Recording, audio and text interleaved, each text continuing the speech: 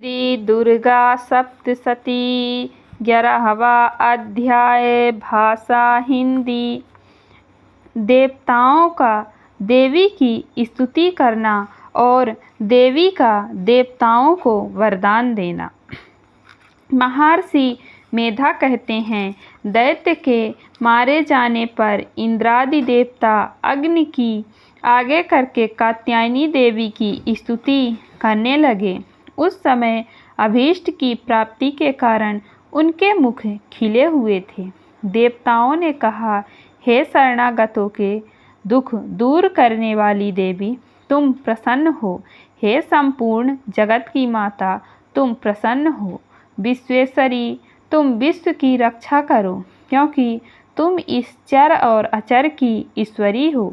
हे देवी, तुम संपूर्ण जगत की आधार रूप हो, क्योंकि तुम पृथ्वी रूप में भी स्थित हो और अत्यंत पराक्रम वाली देवी हो।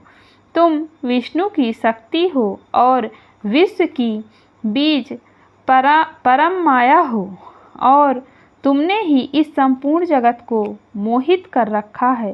तुम्हारे प्रसन्न होने पर ही यह पृथ्वी मोक्ष को प्राप्त होती है। हे देवी, संपूर्ण विधाएं तुम्हारी ही भिन्न भिन्न स्वरूप हैं। इस जगत में जितनी स्त्रियां हैं, वह सब तुम्हारी ही मूर्तियां हैं। एकमात्र तुमने ही इस जगत को व्याप्त कर रखा है। तुम्हारी स्तुति किस प्रकार हो सकती है, क्योंकि तुम परम बुद्धि रूप हो और संपूर्ण प्राणी रूप स्वर्ग और मुक्ति देने वाली हो। अतः इसी रूप में तुम्हारी स्तुति की गई है। तुम्हारी स्तुति के लिए इससे बढ़कर और क्या युक्तियाँ हो सकती हैं।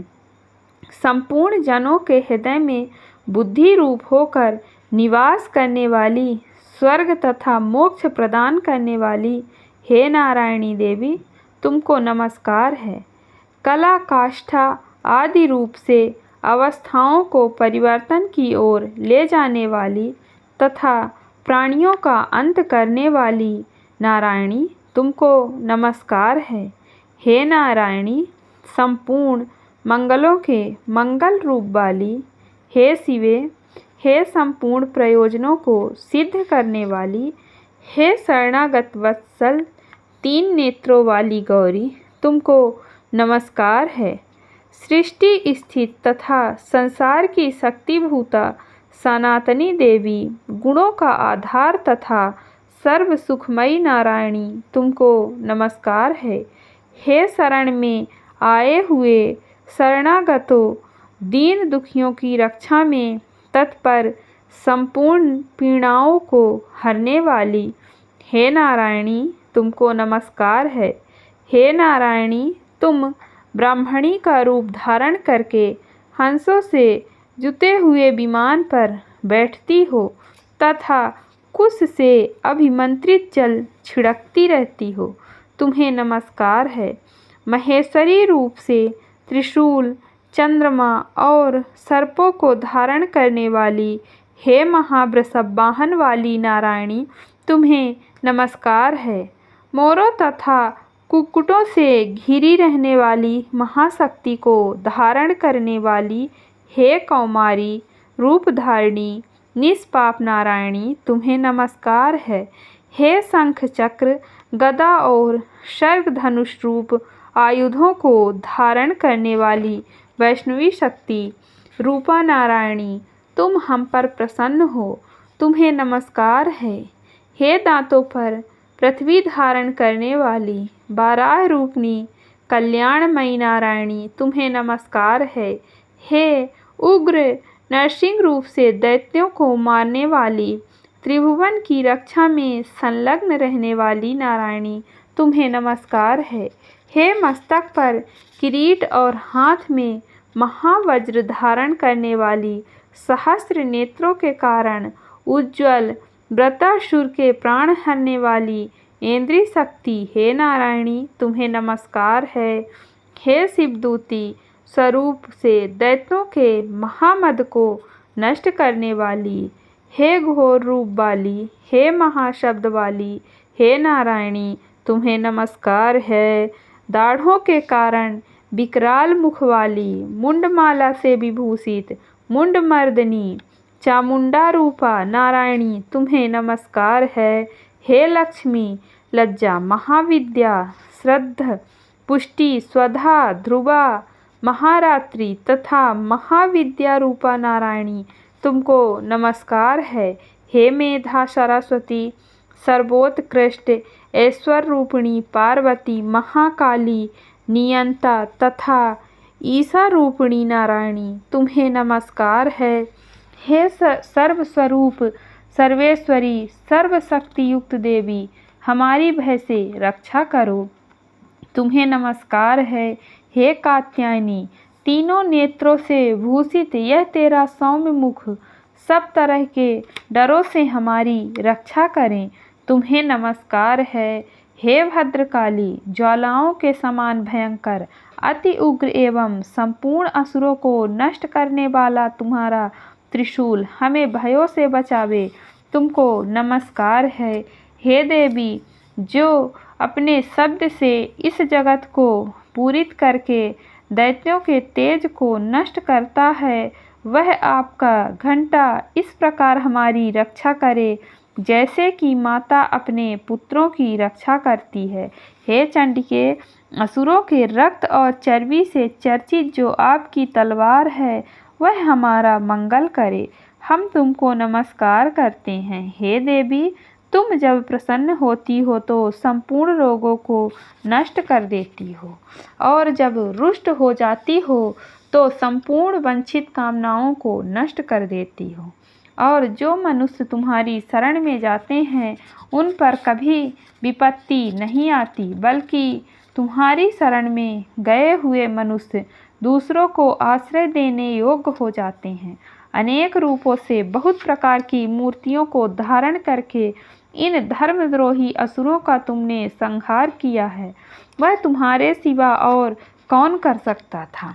चतुर्दश विद्याएं, 60 शस्त्र और चारों वेद तुम्हारे ही प्रकाश से प्रकाशित हैं, उनमें तुम्हारा ही वर्णन है, और जहाँ राक्षस विषैले सर्प शत्रुगण हैं, वहाँ और समुद्र के बीच में भी तुम साथ रहकर इस विश्वास की रक्षा करती हो।